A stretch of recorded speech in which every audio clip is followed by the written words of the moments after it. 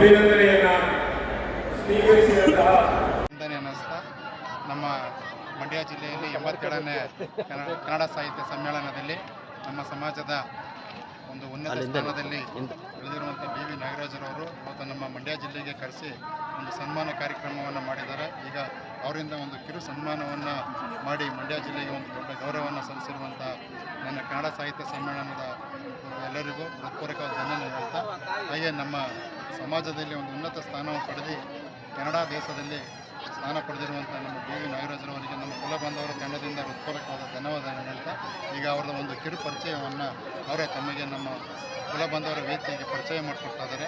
ನಮಸ್ತೆ ಸರ್. ನಮಸ್ಕಾರ. ನನ್ನ ಹೆಸರು ಬಿ ವಿ ನಾಗರಾಜು, ಅಂದರೆ ಬೆಂಗಳೂರು ವೆಂಕಟರಾಮ್ ನಾಗರಾಜು ಅಂತ. ನನ್ನ ತಂದೆ ವೆಂಕಟರಾಮ್ ಅವರು. ಈ ಕುಲಕಸುಬಲ್ಲೇ ಅವರು ಬೆಳೆಸಿ ನಮ್ಮನ್ನು ಓದು ಬರಹ ಕಲಿಸಿದವರು. ನಮ್ಮ ಕುಟುಂಬದಲ್ಲಿ 3 ಜನ ಗಂಡು ಮಕ್ಕಳು, 3 ಜನ ಹೆಣ್ಮಕ್ಳಿದ್ವಿ. ಈಗ ಗಂಡು ಮಕ್ಕಳ ಪೈಕಿ ಒಬ್ಬ ಇಂಜಿನಿಯರು, ಇನ್ನೊಬ್ಬ ಫೋಟೋಗ್ರಾಫರ್ ಆಗಿದ್ದಾರೆ. ನಾನು ಪತ್ರಿಕೋದ್ಯಮಕ್ಕೆ 1976ರಲ್ಲಿ ಬಂದೆ.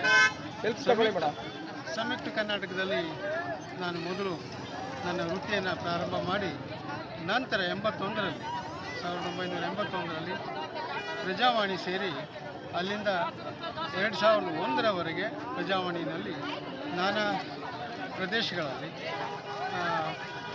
ಕೆಲಸಗಳನ್ನು ಮಾಡಿಕೊಂಡು ದೆಹಲಿಯಲ್ಲಿ ಪ್ರಜಾವಾಣಿ ಡೆಕ್ಕನ್ ಪತ್ರಿಕೆಗೆ ವರದಿಗಾರನಾಗಿ ಪಾರ್ಲಿಮೆಂಟು ಮತ್ತು ಅಲ್ಲಿಯ ದೇಶದ ಮುಖಂಡರುಗಳ ಒಂದು ಸಂದರ್ಶನಗಳು, ವರದಿಗಳು ಎಲ್ಲವನ್ನು ಕೂಡ ಮಾಡ್ಕೊಂಡು ಬಂದವರು ನಾನು.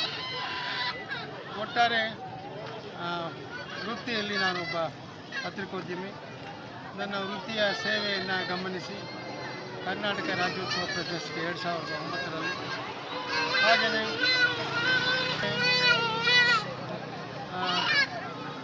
ಮಾಧ್ಯಮ ಅಕಾಡೆಮಿ ಪ್ರಶಸ್ತಿ, ಕರ್ನಾಟಕ ಸಾಹಿತ್ಯ ಅಕಾಡೆಮಿ ಪ್ರಶಸ್ತಿ, ಹೀಗೆ 16 ಪ್ರಶಸ್ತಿವೆ. ಈ ದಿನ ನನಗೆ ಕನ್ನಡ ಸಾಹಿತ್ಯ ಪರಿಷತ್ನವರು ಸನ್ಮಾನ ಮಾಡಿ ಗೌರವಿಸಿದ್ದಾರೆ. ಈ ಒಂದು ಗೌರವವನ್ನು ಸ್ವೀಕರಿಸಿ ಏನು ಮುಖ್ಯವಾಗಿ ನಾನು ಹೇಳಬೇಕು ಅಂತಂದರೆ, ನಮ್ಮಲ್ಲಿ ವಿದ್ಯೆಗೆ ಅವಕಾಶ ಕಡಿಮೆ. ಅಂದರೆ ಸರ್ಕಾರ ಕೊಡೋದಲ್ಲ, ನಮ್ಮ ಜನಾಂಗದಲ್ಲೇ ಮಕ್ಕಳನ್ನು ಶಾಲೆಗೆ ಕಳಿಸೋದು ಕಡಿಮೆ. ಆದರೆ ಮಕ್ಕಳನ್ನು ಶಾಲೆಗೆ ಕಳಿಸಿ ಅವರಿಗೆ ಒಳ್ಳೆಯ ವಿದ್ಯಾಭ್ಯಾಸ ಕೊಟ್ಟು, ಕಷ್ಟನೋ ಸುಖನೋ ಪೇರೆಂಟ್ಸ್ ಅಂದರೆ ತಂದೆ ತಾಯಿ ಕಷ್ಟಪಟ್ಟು ಮಕ್ಕಳನ್ನ ಓದಿಸ್ಬೇಕು. ಓದಿಸಿ ಅವರು ಆ ಒಂದು ವಿದ್ಯಾಕ್ಷೇತ್ರದಲ್ಲಿ ಬೆಳಗಿ ಉತ್ತಮವಾದಂಥ ಸ್ಥಾನಮಾನಗಳನ್ನು ಕಂಡುಕೊಳ್ಳೋದಕ್ಕೆ ಅವಕಾಶ ಮಾಡ್ತಾರೆ. ಇದಕ್ಕೆ ಆರ್ಥಿಕವಾಗಿ ಬೆಂಬಲನೂ ಬೇಕಾಗುತ್ತೆ.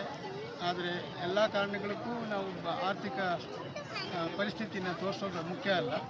ನಮ್ಮ ಎಷ್ಟೋ ಕಷ್ಟಗಳನ್ನು ಮೀಟಿ ಅದು ಮೇಲೆದ್ದು ನಾವು ನಮ್ಮ ಮಕ್ಕಳಿಗೆ ವಿದ್ಯೆಯನ್ನು ಕೊಟ್ಟರೆ ಅವರು ಒಳ್ಳೆಯ ಸ್ಥಾನಮಾನಗಳನ್ನು ಗಳಿಸ್ತಾರೆ ಅನ್ನೋದಕ್ಕೆ ನಾನೇ ಒಂದು ಉದಾಹರಣೆ.